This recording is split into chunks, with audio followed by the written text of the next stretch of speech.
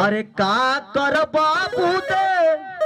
बूदे दानवा बिटोर के।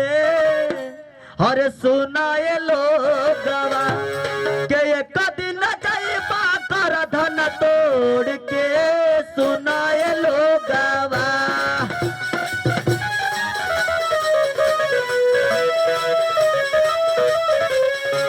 के एक दिन जाइबा कर धन तोड़ के। सुनाए लोगवा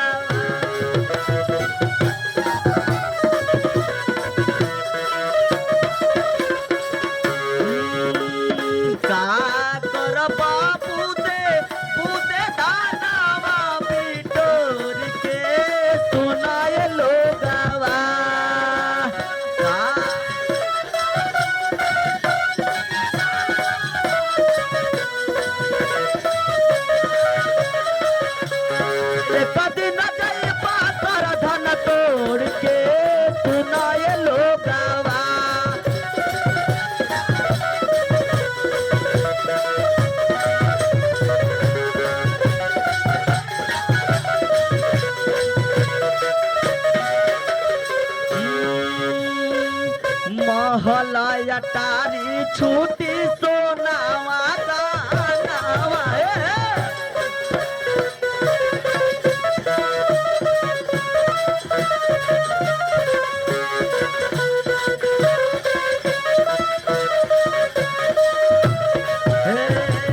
महला टारी छूटी सोनावा दानवा।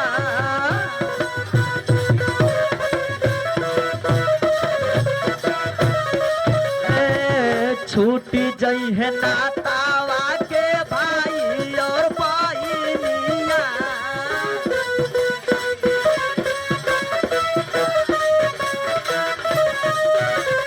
रही जई है माई बाबू आतावा मरोड़ के।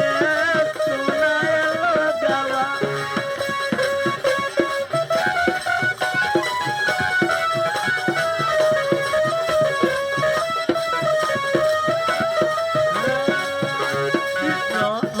जय है माई बाबू आतावा मरोड़ के। सुनाए लोगवा के एक दिन जाइबा कर धन तोड़ के। सुनाए लोगवा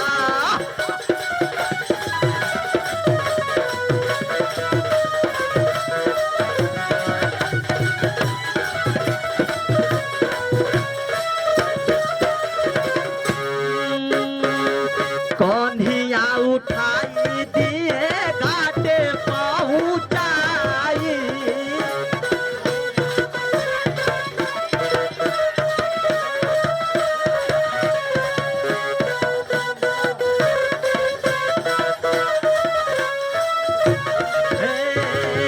कन्हिया उठाई दिए घाटे पहुँचाई।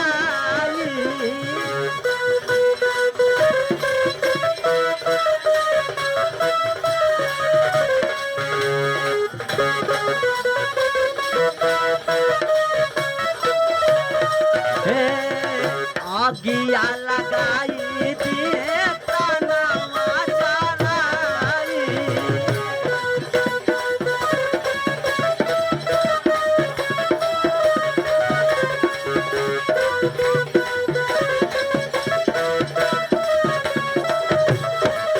रही जइबा धीरे धीरे अपना के बटोर के।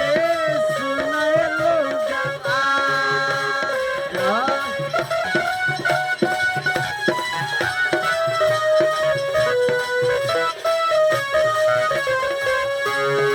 भाई देखी हमरे एगो छोटी से मुन्नी की तरफ से हमारे बड़ भैया मुकेश भैया की लड़की की तरफ से 10 रुपए का पुरस्कार। मुन्नी हमेशा खुश रहस। ले कहना बा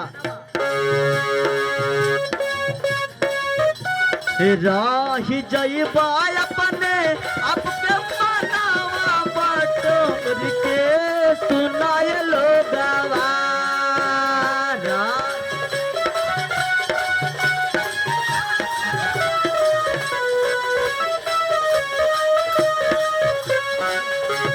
हाई देखें हमरे पूजनीय पिताजी के तरफ से 20 रुपए का पुरस्कार, ये हमारे खातिर लाखों लाख रुपया बा। काहे कि माई बाबू का आशीर्वाद बहुत एगो बड़ी चीज होला, लेकिन आज का हम ही खुद अपने माई से झगड़ा कर लेते हैं, अपने बाप से झगड़ा कर लेते हैं, आ कहियो पी के आओ थी तो हम चाहूँ हो जाता, लेकिन ना करे के चाहिए। अगर तू कितनों कुलाए के बड़ा, लेकिन माई तो माई, बाप तो बाप होता है। तू जान के हक देव तो माई काट के बाप फेंक ना दे। तोहरा के अच्छी सीख दे कि बाबू यहाँ मत जइह, यहाँ बंगलिनिया बसे ले बाबू, मती मार ले। लेकिन आजकल खाने समय खमाना चलिए अपने पिताजी के बहुत बहुत बड़ा वाले कहना बा।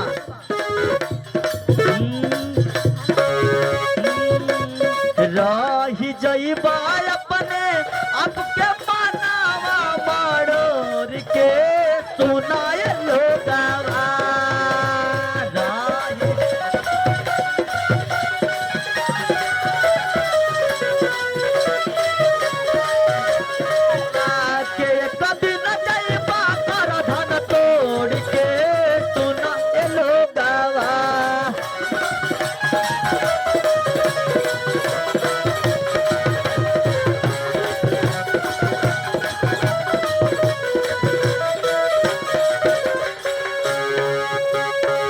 संघवा में जई है जवन करब करम कमाई,